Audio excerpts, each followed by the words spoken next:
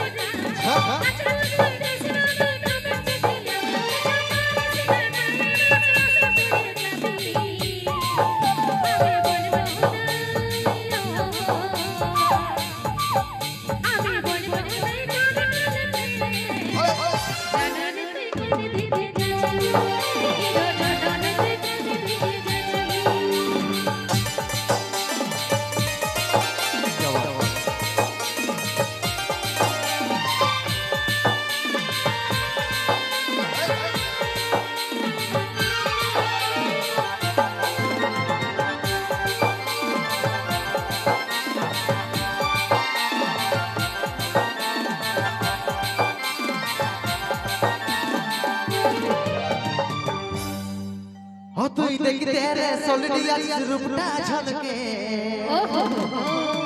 केने तू चलसिया मन हिलके सुन ओए हमारे पीछे ना करी सभी जाची झलके तो जा अरे नाचे करी से तो देवा ठेलके देखि ना दादा स्वभाव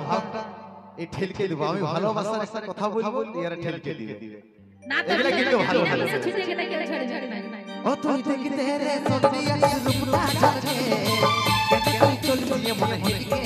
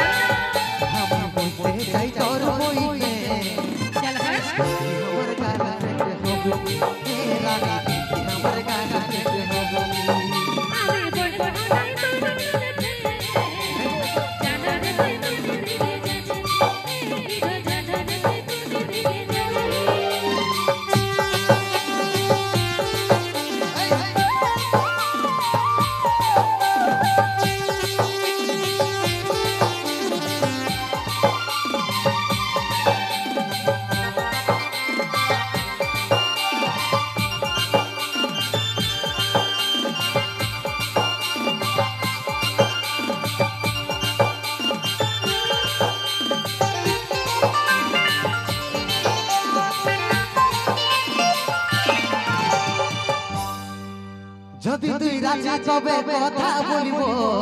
কার সাথে কথা বলবি আর তোর বাপকে যাইয়া সিধা তোকে মাগিব তা তুই যদি বড় বড় ছেলে তো না তোর বাপকে যাই বলতে পারিস তো আমি এত লোকের মাঝে কথা দিচ্ছি বল তো দেখি যদি দিতে পারিস তবে তারে আমার আরে মনটা তবে তোকে আমি দিতে যদি তুই রাজি তবে কথা বলবো তোর বলতে যাই রাতকে লাগিব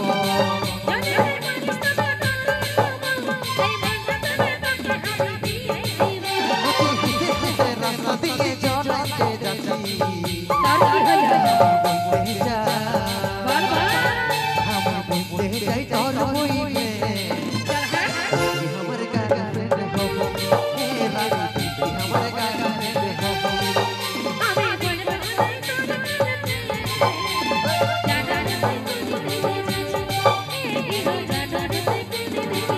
घर घर लाइसेंस करी की जाने ना मोटर पकड़ मुझकी हाथ लीलो हमर जान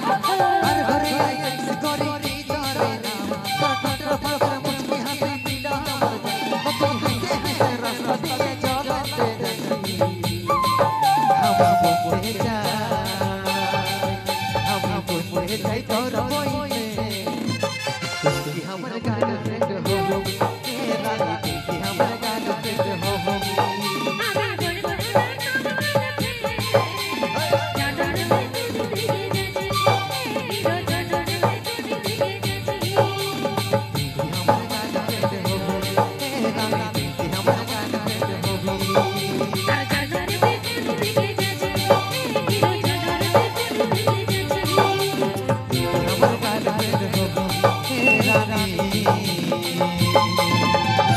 अरे तुई की हमारे गर्लफ्रेंड होबी।